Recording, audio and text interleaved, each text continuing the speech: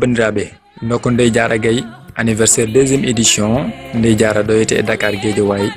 foye amokat bandiraɓe sehilaɓe bandiraɓe halpulaar en bandiraɓe Fouta bandiraɓe Sénégal naɓe ana sama mbokko olofi le 14 juillet 2018 fii ci Guédiawaye amokat deuxième édition anniversaire Ndeye Diarra Gaye bandiraɓe sehilaɓe ɗum noon banda men nickel holko mbiɗa e anniversaire he Diarra min salminima min juurimama gandi e bandiraɓe tedduɓe heeɗiɓe le 14 juillet gandanɗa hoorema foyer amokat Ndeye Diarra ene waɗa toon anniversaire o gandanɗa hoorema ko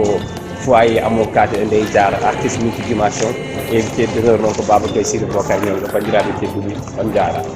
noon banda men en mbawa haalde anniversaire Ndeye Diarra Gaye taw en kalani omo gandanɗa ko kanko woni Baba Gaye Siri Bocar Diongo daldeñol menno wadde woni musique traditionnelle woni musique moderne sukaɓe so gari ma jihen koye ma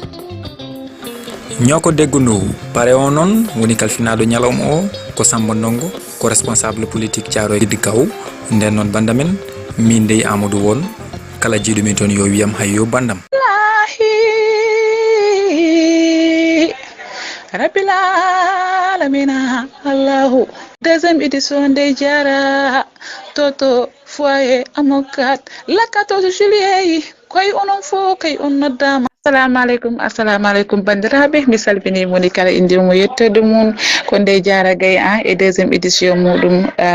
foyer amokat la 14 juillet inchallah on noddama moni kala wiyama bisimilla muɗum e jamma he moni kala ene haaji e jamma he noddama